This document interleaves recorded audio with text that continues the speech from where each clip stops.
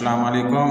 Welcome to my channel खौफनाक कहानियाँ with Majid. तमाम वीडियो अपडेट के लिए खौफनाक कहानियाँ विद माजिद को सब्सक्राइब करके बेल आइकन को ऑन कर दें। बढ़ते हैं आज की स्टोरी की तरफ। मुझे मालूम है ये आप ही का ब्रेसलेट है। मिस हाइफा कमाल में तो ऐसे ही पूछ रहा था। वैसे मैंने आपको ब्रेसलेट ढूंढ कर दिया है, शुक्रिया तो बनता है। मुझे जमील कहते हैं। ब्रेसलेट खुली हथेली पर रखकर उसने हाइफा की आंखों में देखते हुए कहा, आप ही कितनी देर हो गई है, आपको ब्रेसलेट मिला या नहीं, और ये किससे बातें कर रही हैं? आशू ने उसके करीब आकर कहा, हाँ मिल गया है ब्रेसलेट, ये मिस्टर जमील ने मुझे ढूंढ कर दिया है। हाइफा ने आशू की तरफ मुड़ते हुए कहा, कौन मिस्टर जमील? यहाँ तो कोई भी नहीं है, आशू ने कहा। आशू की बात पर हाइफा ने मुड़कर दोबारा सामने देखा मगर वहाँ कोई नहीं था। ये किधर चला गया? आप ही यहाँ कोई नहीं है, चलें, अम्मी बुला रही हैं, किसी से आपको मिलवाना है। हाइफा आशू के साथ चल पड़ी मगर उसने फिर मुड़कर देखा कि यह जमील अचानक कहाँ गायब हो गया। ये मेरी बड़ी बेटी है हाइफा। जुबैदा बेगम ने एक सोबर सी खातून से हाइफा का तारुफ करवाया। माशाअल्लाह आपकी बेटी बहुत प्यारी है, उस खातून ने हाइफा के सलाम का जवाब देते हुए कहा। अम्मी हम लोग दुल्हन को निकाह की मुबारक दे आए, आशू ने हाइफा का हाथ पकड़ते हुए कहा। हाँ ठीक है, जाओ तुम दोनों, मैंने तो मुबारकबाद दे दी है, जुबैदा बेगम ने कहा। आशू ने हाइफा का हाथ पकड़ा और स्टेज पर जाकर दूल्हा और दुल्हन को मुबारकबाद देने लगी। तभी हाइफा की नज़र स्टेज की एक साइड पर खड़े जमील पर पड़ी, जो हाइफा की तरफ देखकर मुस्कुरा रहा था। इससे पहले कि हाइफा जमील के पास जाती, आशू ने उसका बाजू पकड़कर उसको दुल्हन के सामने कर दिया। हाइफा ने जल्दी से दोनों को मुबारकबाद दी और फिर उस तरफ देखा जहां जमील खड़ा था, मगर अब वहां कोई नहीं था। खाना लग चुका था, लोग खाने में मसरूफ़ हो गए। जब वो दोनों बहनें स्टेज से नीचे उतरी, आशू ने अपने लिए खाना निकाला और अपने टेबल की तरफ चली गई। हाइफा सालन वाली प्लेट लेकर जा रही थी जब सामने से दौड़ता हुआ एक बच्चा आया और उससे टकरा गया। आधे से ज़्यादा सालन हाइफा के कपड़ों पर गिर गया। ये क्या कर दिया तुमने? देखकर नहीं चलते हो? सॉरी आपी, वो मेरा भाई मेरे पीछे भाग रहा था, मैंने आपको देखा नहीं, 7 साल के बच्चे ने रोनी सूरत बनाते हुए कहा। अच्छा ठीक है, जाओ, अब मैं तुम्हें क्या कह सकती हूँ? शुक्रिया आपी, इतना कहकर वो बच्चा भाग गया। आजकल के बच्चे भी ना इतने शरारती हैं। आशू को कहती हूँ मेरे साथ चले। आशू खाना खाने में मसरूफ़ थी। चलो मैं खुद ही कुछ करती हूँ, हाइफा ने सोचा और किसी से वाशरूम का रास्ता पूछकर घर के अंदर चली गई। मेरे नए ड्रेस का सत्यानाश कर दिया, पता नहीं अब ये दाग निकलेगा भी कि नहीं। हाइफा ने कपड़ों पर लगे सालन को टिश्यू से साफ करते हुए कहा। चलो जी, थोड़ी बहुत बचत तो हो गई, बाकी घर जाकर इसको अच्छे से साफ कर लूँगी। वैसे अभी तक आपने मेरा शुक्रिया अदा नहीं किया। हाइफा जो वाशरूम का दरवाज़ा बंद करके घर से बाहर निकलने वाली थी, उस आवाज़ पर मुड़ी। जमील धीरे धीरे कदम बढ़ाता उसकी तरफ बढ़ते हुए बोला, मैं तो शुक्रिया अदा करना चाहती थी मगर आप खुद ही कहीं गायब हो गए थे। मैं तो यहीं था, शायद आपने मुझे नहीं ढूंढा। मैंने आपको क्यों ढूंढना था? हाँ, आपने मेरी मदद की, उसके लिए बहुत शुक्रिया। हाइफा ये कहकर चल पड़ी। इतनी जल्दी भी क्या है जाने की, पहले मेरी बात तो सुन लें, जमील ने हाइफा का रास्ता रोककर कहा। क्योंकि यहाँ रुकने की कोई वजह नहीं है मिस्टर जमील। वैसे मिस हाइफा, आपको नहीं लगता हम पहले भी कहीं मिले हैं?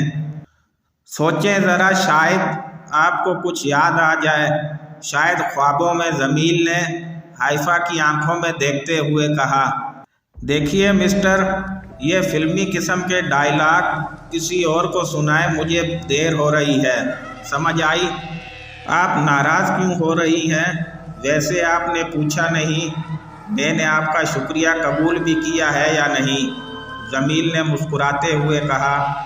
जी इरशाद फरमाएं, आपने मेरा शुक्रिया कबूल किया है या नहीं? पूरे दिलो जान से आपका शुक्रिया कबूल किया है। जमील ने दिल पर हाथ रखकर सर को झुकाते हुए कहा। जमील की इस हरकत पर हाइफा ने उसको गुस्सीली नज़र से देखा और बाहर की तरफ चल पड़ी।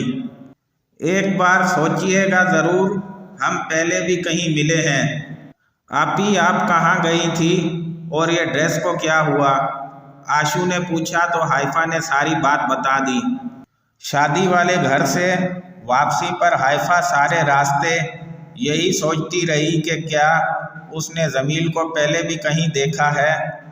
उसने इस बात का इकरार जमील के सामने नहीं किया था कि वाकई उसको भी ऐसा लग रहा था जैसे वो पहले कभी कहीं मिले हैं। जमील की बातें उसके जहन को उलझा रही थी।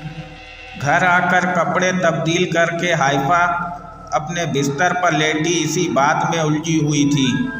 तभी उसको लगा उसके तकिए के नीचे कुछ है। उसने उठकर देखा तो उसके तकिए के नीचे वही फूलों के गजरे थे जो उसने शादी वाले घर में देखे थे। वो हैरत से उन गजरों को देख रही थी। तभी उसके जहन में एक ख्याल आया और हर बात वाज़िया हो गई। उसने एक नज़र बेखबर सोई हुई आशू पर डाली और जल्दी से कमरे से बाहर निकल आई। बाहर हर तरफ खामोशी का राज था। आज सितारों की रोशनी भी कुछ मान थी। उसने सर उठाकर आसमान की तरफ देखा। अब उसका रुख छत की तरफ था। गहरी स्याह रात में वो अकेली धीरे धीरे चलती हुई छत पर आ गई। गजरे अभी भी उसके हाथ में थे। उसने छत के चारों तरफ देखा, यूं जैसे उसकी निगाहें किसी को तलाश कर रही हों। तभी मशरिक की तरफ से उड़ता हुआ वो स्याह परिंदा आया। स्याह साए में ढलने के बाद अब वो इंसानी शक्ल में था। तुम मुझे ही तलाश कर रही थी ना, तो देख लो मैं आ गया हूँ, जमील ने कहा। हाइफा ने जमील की आवाज़ पर पलटकर उसे देखा। वो वही था जो उसे शादी में मिला था। हाइफा धीरे धीरे चलते हुए उसके पास आई। कौन हो तुम और कहाँ से आए हो? तुम्हारी हकीकत क्या है?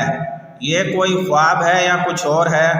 हाइफा ने जमील की आंखों में देखते हुए कई सवाल किए। लाहौर के सबसे पुराने कब्रिस्तान में आधी रात के वक्त वो तीनों अफराद दाखिल हुए। वो तीनों सर से लेकर पैरों तक स्याह लिबास पहने हुए थे। वो तीनों एक दूसरे के आगे पीछे चलते हुए शहर खामोशा में आगे बढ़ रहे थे। उनमें से एक आदमी के हाथ में स्याह चमड़े का बैग था। सबसे आगे चलने वाले आदमी के हाथ में टार्च थी, जिससे वो अपने मतलूबा रास्ते की तरफ जा रहे थे। थोड़ी देर बाद वो तीनों एक पुरानी और बोसीदा सी कब्र के पास जाकर ठहर गए। शहर खामोशा में एक दरख्त पर बैठे हुए उल्लू ने उन तीनों को अपनी गोल गोल आँखों को घुमाकर देखा और एक भयानक सी आवाज़ निकाली। रात मज़ीद गहरी हो रही थी जब स्याह लिबास वाले आदमी ने बोसीदा सी कब्र पर से मिट्टी उतारनी शुरू की। चंद मिनट बाद ही कब्र की स्लेटें नज़र आने लगी। उसने जल्दी से स्लेट पीछे की तरफ खसका दी। तब सुर्ख आंखों वाला आदमी उस कब्र में उतर गया। उसके कब्र में उतरते ही दूसरे आदमी ने हाथ में पकड़ा हुआ चमड़े का स्याह थैला भी कब्र में बैठे सुर्ख आंखों वाले आदमी को पकड़ा दिया। सुर्ख आंखों वाले आदमी ने चमड़े के थैले से गोश्त के चंद टुकड़े निकालकर सामने रखे और एक बोतल में मौजूद खून से अपने गिर्द गोल दायरा खींच लिया। उसके ये अमल करते ही बाहर खड़े दोनों अफराद ने भी कब्र के बाहर थोड़े से फासले पर गोल दायरा बनाकर हिसार खींचा और उसमें बैठ गए। उनके हिसार खींचते ही ऐसा लगा जैसे उनके चारों तरफ आग लग गई हो, मगर वो आंखें बंद किए अपने अमल में मशगूल रहे। सिर्फ कब्र के अंदर बैठे हुए आदमी ने अपनी आंखें खोल रखी थी। अचानक ही उनके इर्द गिर्द कितनी ही भयानक आवाज़ें आना शुरू हो गईं, जैसे बहुत से लोग आग में जल रहे हों। हाइफा और जमील अब मद्दे मुकाबिल थे। हाइफा ने जमील की आंखों में देखा, मगर वो ज़्यादा देर उसकी आंखों में ना ही देख सकी। जमील की आंखों से अजीब सी रोशनी निकल रही थी। तभी हाइफा ने हाथ बढ़ाकर जमील के चेहरे को छूना चाहा, मगर जमील 2 कदम पीछे हट गया। हाइफा, मुझे अभी छूने की कोशिश ना करना, वरना हाथ लगाते ही तुम राख हो जाओगी। अभी मुझसे दूर रहो। तुम पहले मुझे अपनी हकीकत बताओ, ये सब क्या है? तुम कौन हो? कहाँ से आए हो? मेरे ख्वाबों से क्या ताल्लुक़ है तुम्हारा? हाइफा ने एक ही सांस में सारे सवाल कर डाले।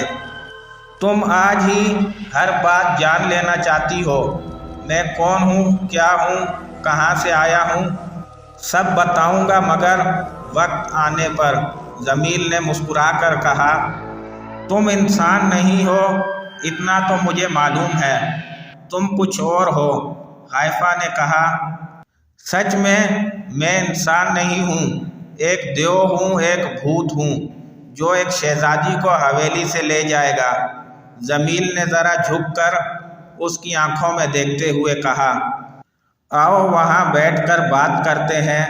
मैं तो सारी ज़िंदगी भी खड़ा रहूँ तो मुझे कुछ नहीं होगा, मगर तुम थक जाओगी।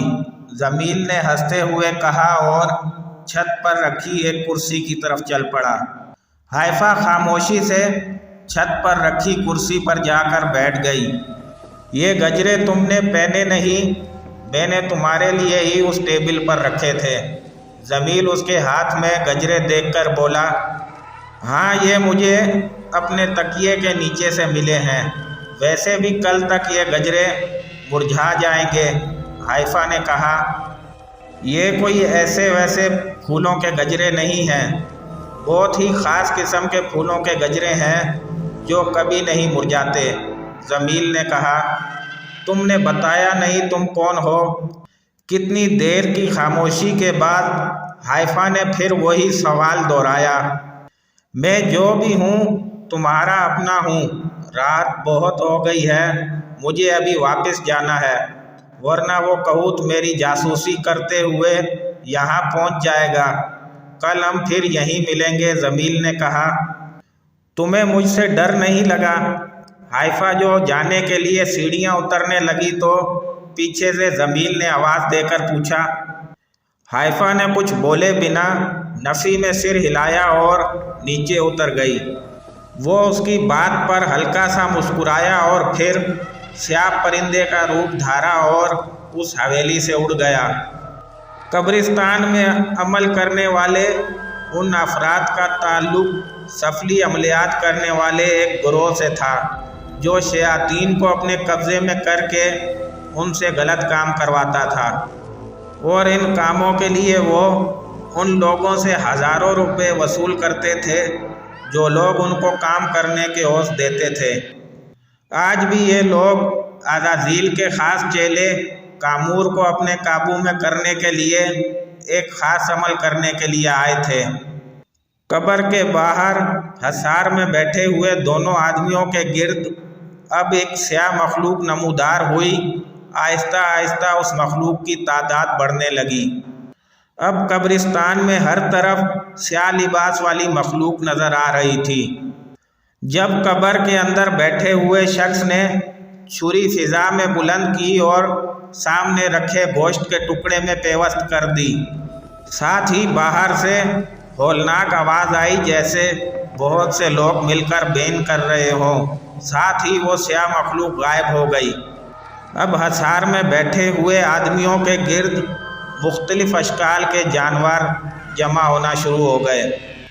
उन जानवरों के बड़े बड़े दांत थे जिनसे खून निकल रहा था।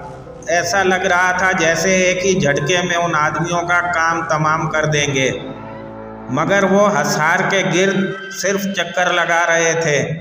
हसार में बैठे हुए आदमियों का ध्यान अगर اپنے عمل سے ہٹ جاتا تو یہ ان کی موت تھی۔ قبر والے آدمی نے چھری پھر فضا میں بلند کی اور گوشت میں پیوست کر دی۔ اس کے ایسا کرتے ہی باہر حصار کے گرد گھومتے جانوروں نے کربناک آواز نکالی اور غائب ہو گئے۔ حصار سے باہر آ جاؤ، ہمارا عمل پورا ہو چکا ہے۔ اس آواز پر حصار میں بیٹھے ہوئے ایک آدمی نے اپنی آنکھیں کھولیں اور سامنے دیکھا۔ سرخ آنکھوں والا آدمی اس کو باہر آنے کا اشارہ کر رہا تھا۔